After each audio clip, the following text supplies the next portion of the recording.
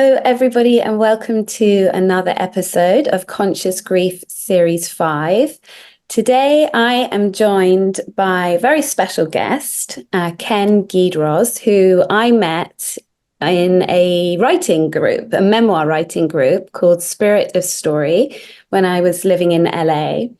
And Ken was working on a book, which we're going to talk about today.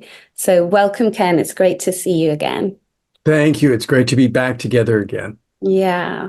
So maybe to begin with, you could tell the listeners a little bit about your book, which I have here. And Yes. this is the title of the book, Letters to My Son in Prison. Well, that's a heavy title, right? Your son's in prison and you're writing him letters. It's come to that, and that's what it had come to.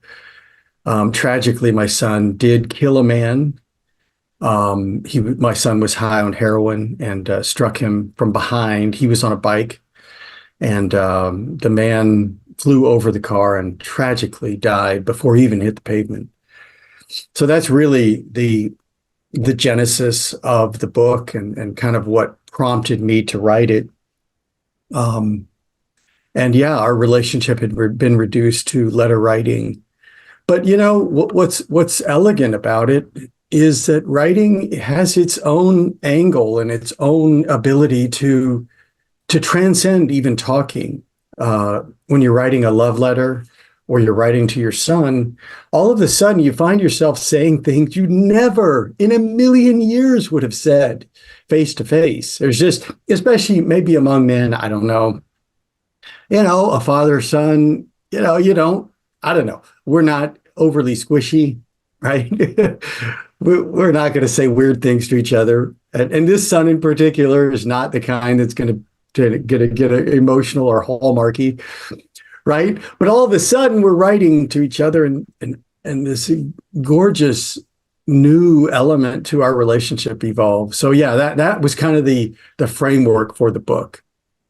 And maybe you could explain a little bit about like the framework of your family, because you just mentioned your son was a heroin addict, but the way that you started your family in Santa Clarita, you were a pastor in the church, you had this it seems solid foundation of a family, in contrast to what happened with Lucas. So would you like to share a bit more about that?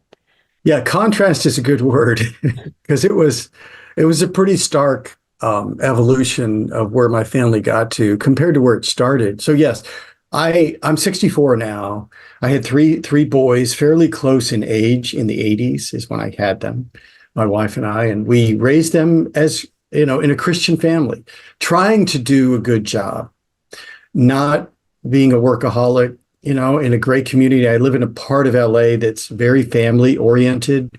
It's a great place to raise a family. And I think we did a decent job.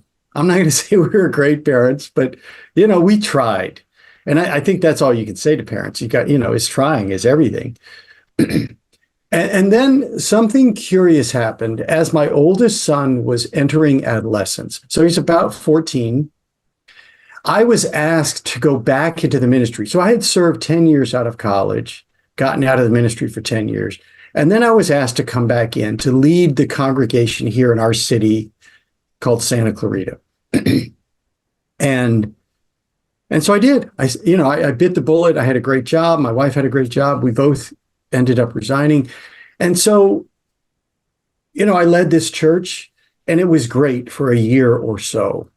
But then some strange things started to happen with the family. Kind of the preacher kid thing. My sons, my two oldest, started to feel pressure.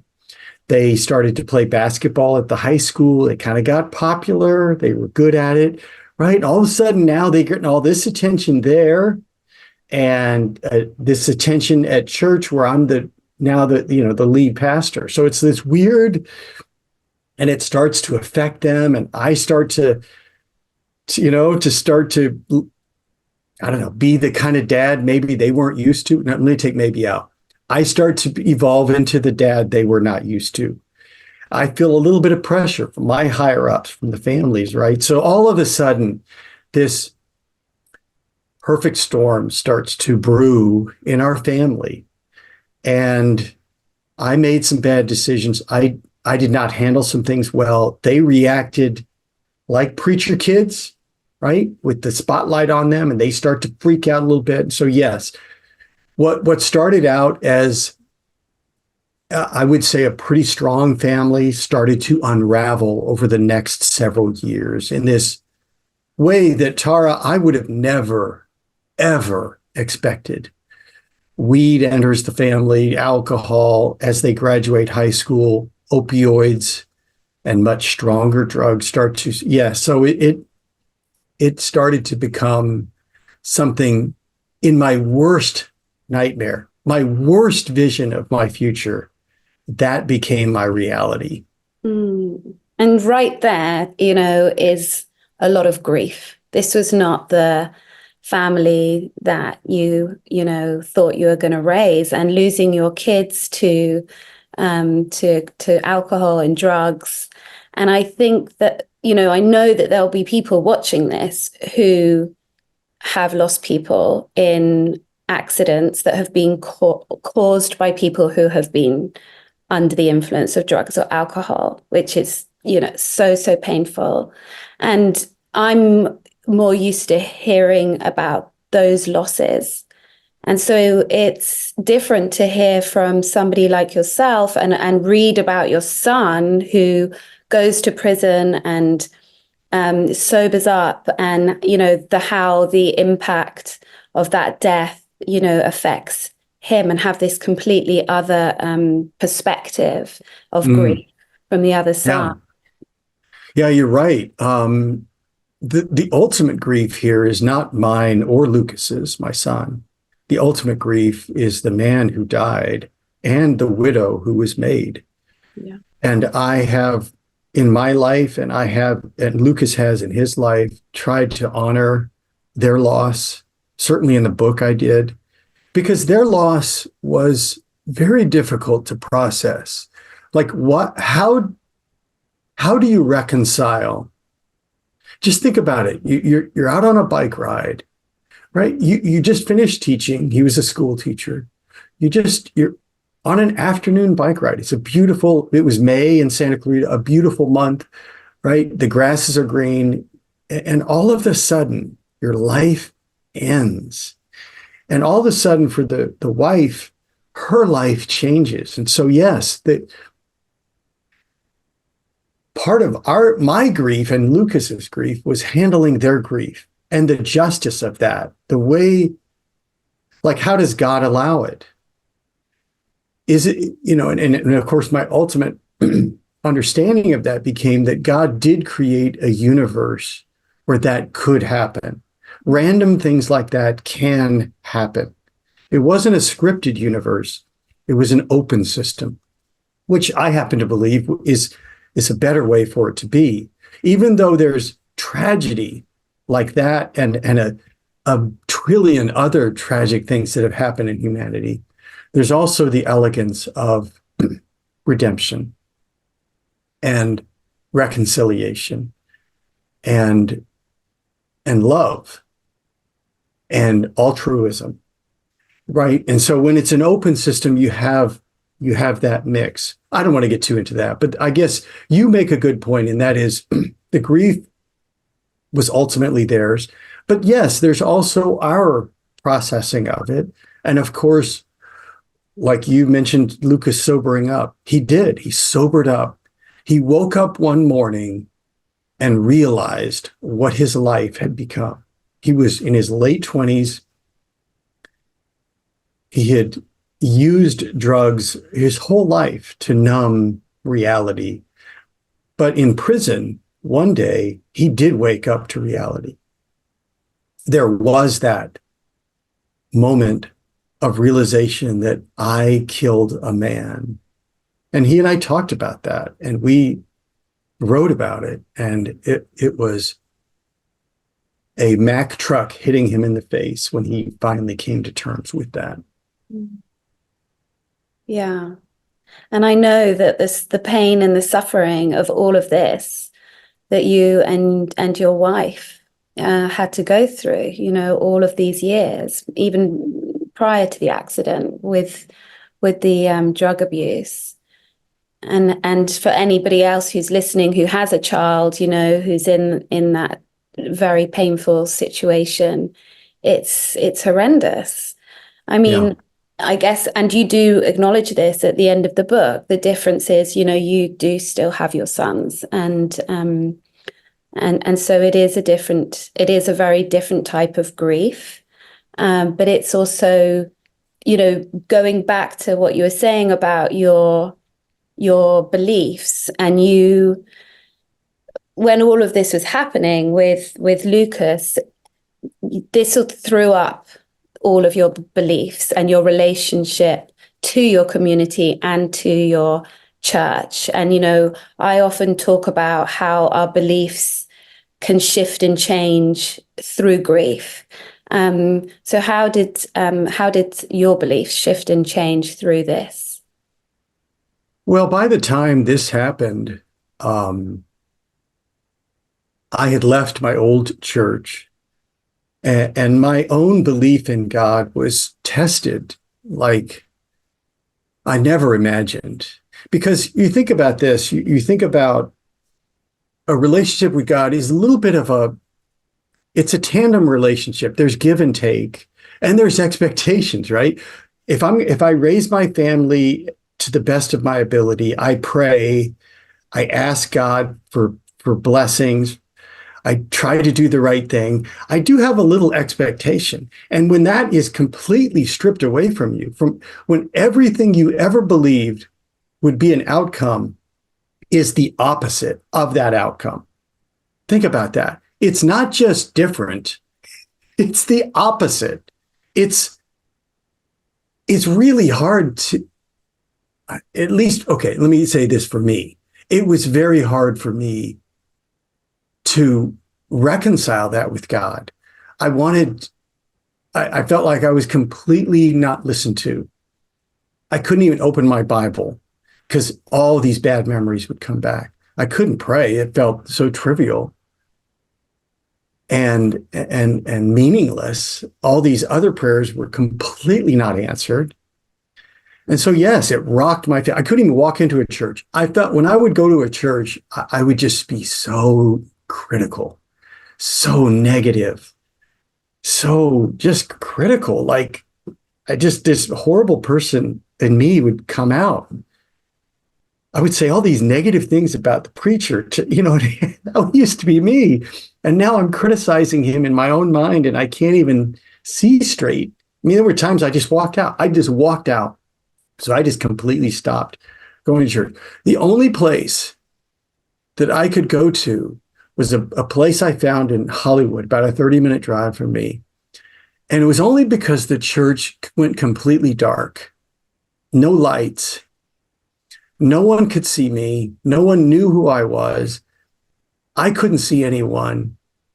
Even the band was in the dark. And music. It was almost like music. It was like music was I don't know, like the carpet, the magic carpet I could get onto, because I couldn't do it myself. I couldn't, even in journaling, even in talking to people, I couldn't be honest. But somehow when the music started and some lyrics would come on the screen, and I don't know, it was like it took me to a new place, a new dimension where I could somehow feel things that I couldn't feel in my normal life. And I could experience them and even process them in a way that in normal life, I just couldn't. I don't know, maybe just for whatever reason. And so I would go to this place almost like an addict, like I needed this fix, this moment in the darkness with the music and the moving of my soul. And I don't know, it somehow connected me with God in a way that was not logical. It wasn't biblical. It was just emotional. Because, I didn't want to leave God. I didn't want to be lost, but I couldn't connect in any other way. And so this place just, it was like this pathway that could be accessed no other way, without logic, without doctrine, without anything other than just emotion. And so it was this place that somehow I just reconnected with God and hung on by this sliver, this fishing line of a connection that kind of helped me weather, this storm of my son being in prison and us being totally lost, and me trying to reconcile all this tragedy that had happened. So yeah, that was in some ways, maybe the hardest of all my own reconnections and my own grieving, was this relationship with God that was so severed, was so lost, was so confusing, was so disjointed. In some ways, that was the hardest thing I had to overcome. Well, thank you so much for sharing with us so vulnerably, Ken. And it's really incredible, to hear about this church and the impact and the simplicity and the music, and how powerful a place that has been for you. And I know that this process of pain, for your family went on for years, and we were talking before we started this interview, like, when we're in pain, of course we want the pain to stop, and we are living in a world where efficiency is everything, everything's fast, everything's quick, and sometimes if we're people that are not going to choose to check out through addictive behaviors, for example, then there are moments, or long moments, years potentially in our life, where we have to sit with the pain. And you have done that, and you found this church which helped you. And what else supported you? What other things did you do to sort of get yourself through this difficulty? For right or wrong, I really crawled into a shell. I didn't talk to people.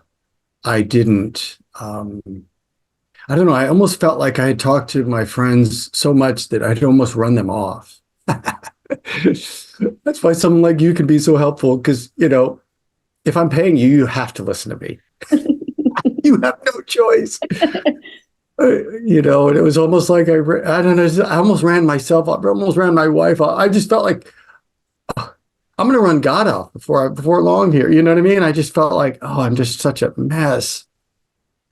But I don't know, I just stayed. I knew that, journaling for me, writing down stuff for me is cathartic. It is the ultimate therapist for me. It has become, now it wasn't always that way. I went to a therapist for a long time.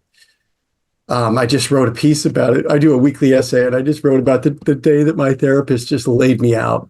Just got direct, like really, like shockingly direct. So I accessed that. Gail was her name.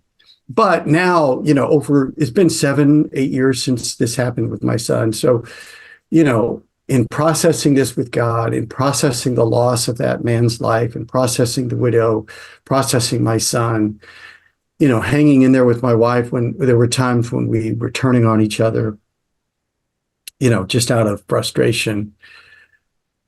Processing all of that is done for me now on paper, and even this year. So what is it, January 16th? I think we're doing this, 15th or 16th, right? Even my kind of my aspirations for the year, the 1st, the 2nd, the 3rd, the 4th, the 5th of January, I just kept going back to them and changing them and tweaking them and just thinking about, what do I want to accomplish in my life?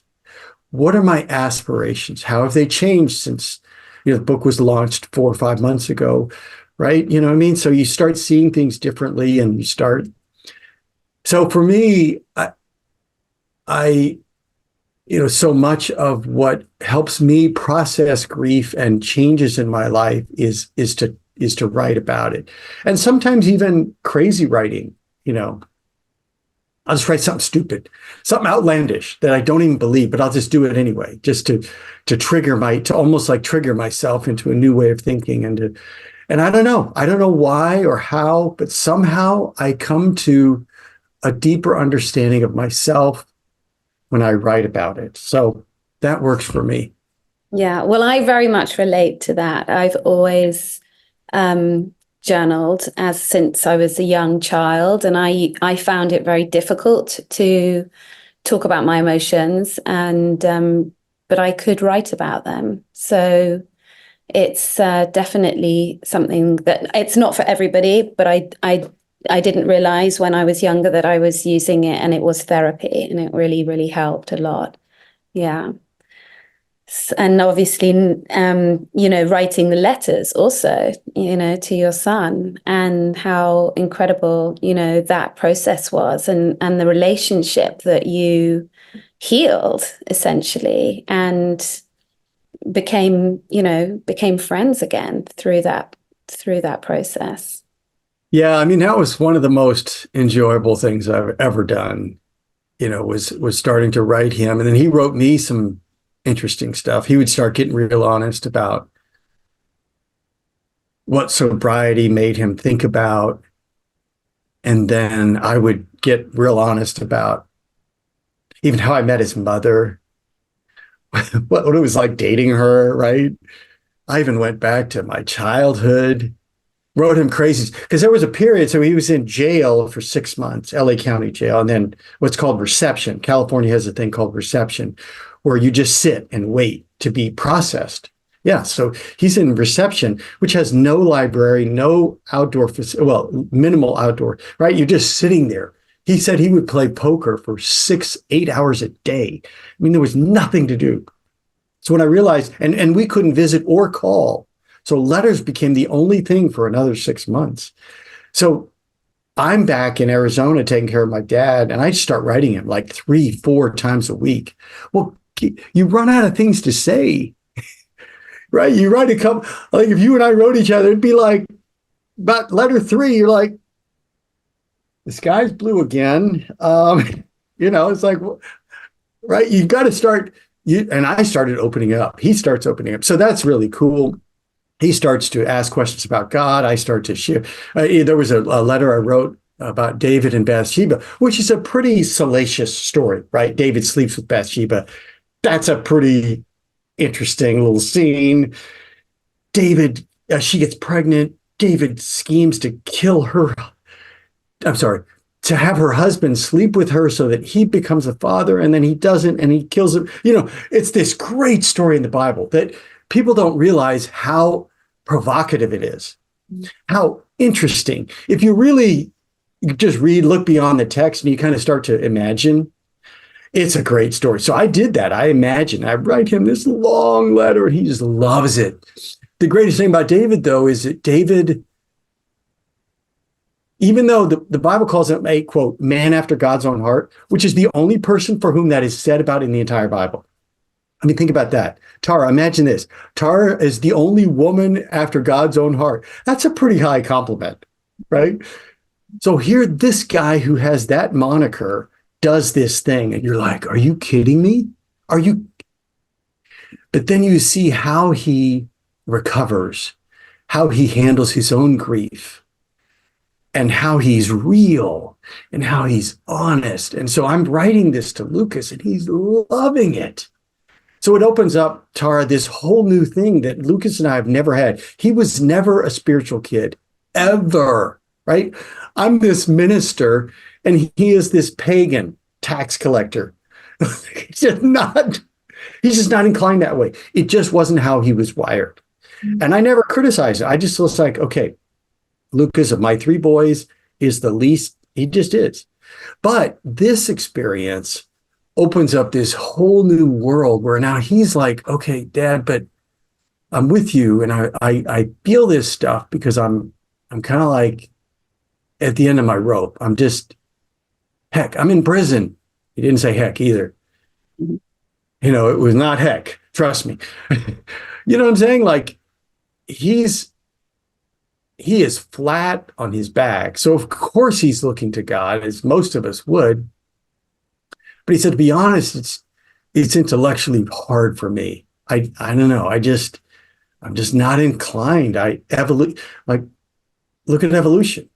I mean, I believe in the science behind evolution. It just makes sense to me, is what he told. And I was like, hey, I do too. And I don't think that God and evolution are necessarily mutually exclusive. Anyway, so we start to write about this stuff. We start reading some books together, Mere Christianity, etc. Anyway, so it's this really cool father-son almost journey that brought us together, but even helped me to not be so sensitive with my faith. It helped me to kind of come back to God, and it helped him to come to God. So, I mean, Tara, could you write a better script than that? Come on. That's about as beautiful. And even today, we're super tight. He's doing great.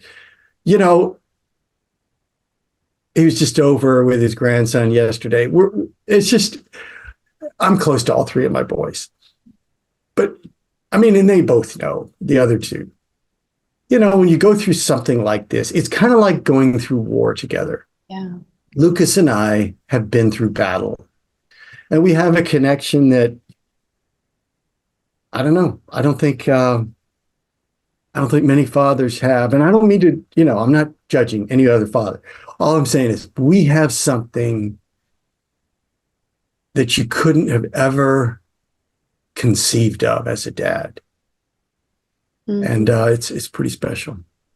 Yeah, it really is. And how would you describe how your relationship with God is different now through this? It's a beautiful thing. It's weird. I'm weird. Okay, let's just establish that here in this interview. Ken is weird. Okay, right, Tara? We're there? Yes. Okay, all right. I just needed you to acknowledge verbally. You know, I still need music. I don't go to that place anymore. It was called Reality LA. I love it. I owe them my soul in some ways. I love them, but you know, I just don't. And to be honest with you, I don't go to church right now. But I do love God as much as ever. It's more visceral. I do use music. Put my headphones in, put on some Hillsong United. And I'll be honest with you, there's times I'll be in the house and a song comes on and I will go outside. I'll look up to the stars and I will crank the song, and I don't know, it still, maybe it harkens back to that, you know, that moment when I reconnected with God, when I felt lost. Look at me getting emotional again. Geez, I can't even talk about that time.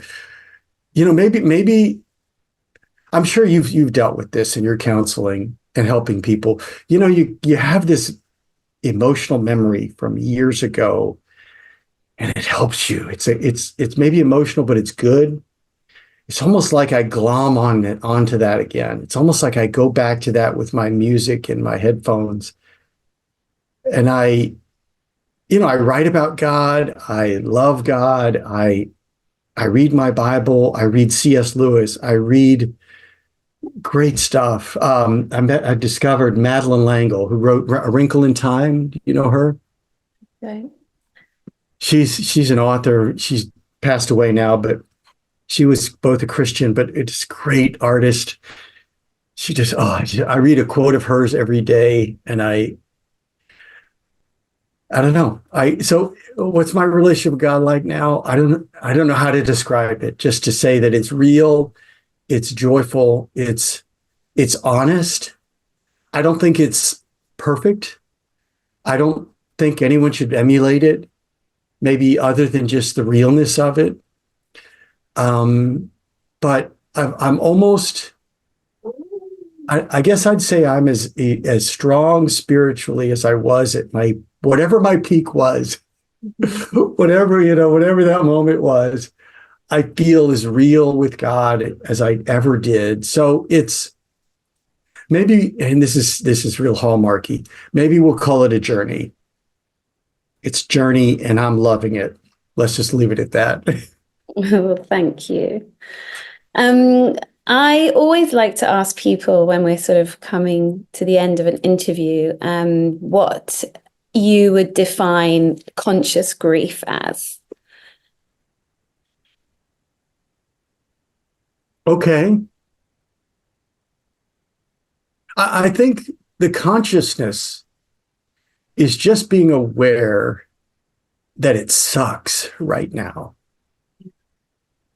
It just sucks. And I'm pissed or I'm hurt or whatever it is. I remember when I was processing the fairness of a man losing his life. And Tara, I labored over this. I mean, labored, and it was not clear. I went down the reincarnation path as a possibility, and I went down to all kind. I mean, and it wasn't getting better, and it was not, and it was year after year after year of still having that pang, that unsettlement. That's not a word, but when you're unsettled and it's just not processed, and it's not processed. So I was conscious that the grief was still unhealthy. Oh, how about that? There's an unhealthy grief. Would you agree with this? There's an unhealthy grief and there's a healthy grief, a processed grief and an unprocessed grief. Am I right? Yeah. You know this much better. Okay. This was unprocessed, but I stayed in it and I knew I was in it.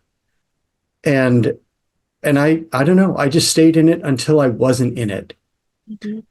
And it was talking to Lucas. It was talking to my wife, Joyce. It was talking to God. It was journaling.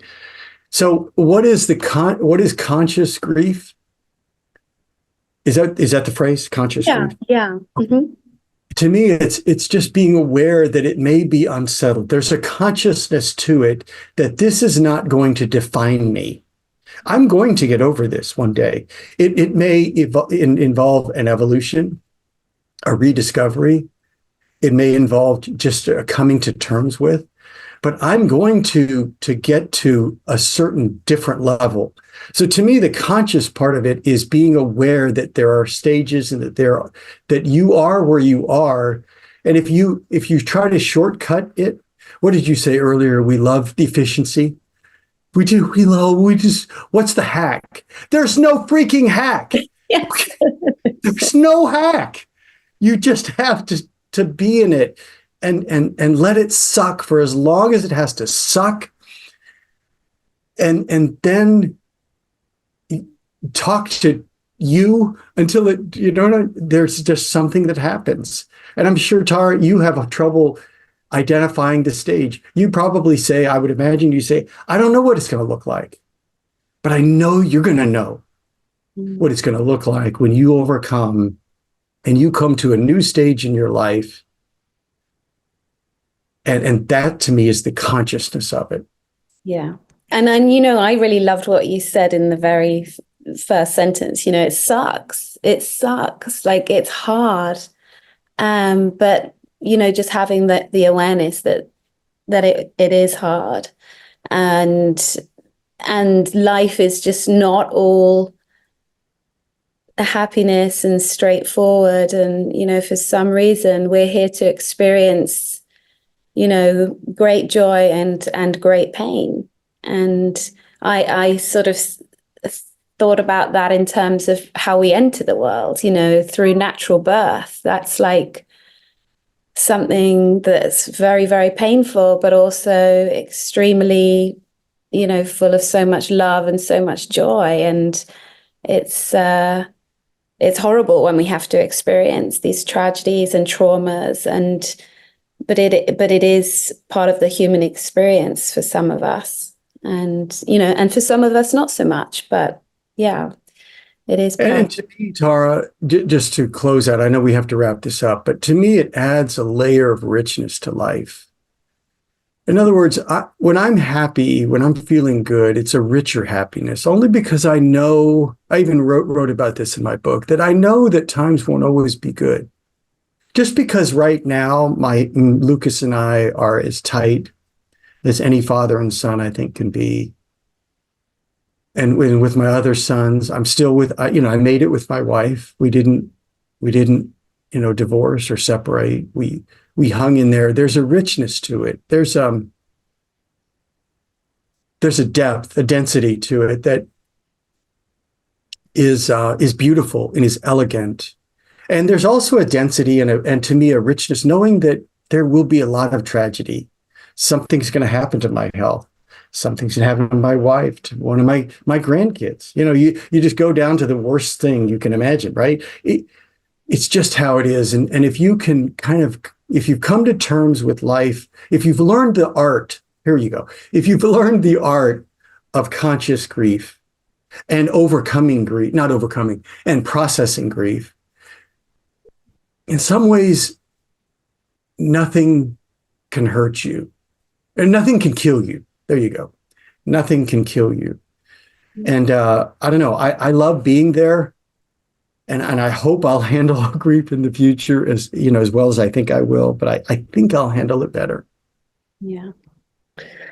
Well, I've so enjoyed this conversation, Ken. It's been fabulous, and we'll make sure that we put a link to your work underneath this interview, and yeah. So if you're interested in following Ken, please do click on the link and be added to his mailing list. I don't know if I said Yes. that. Thank you so much. This has been an absolute pleasure. I love going this deep. This is awesome. Thank you. Thank you for going there. And thanks everyone who's been listening.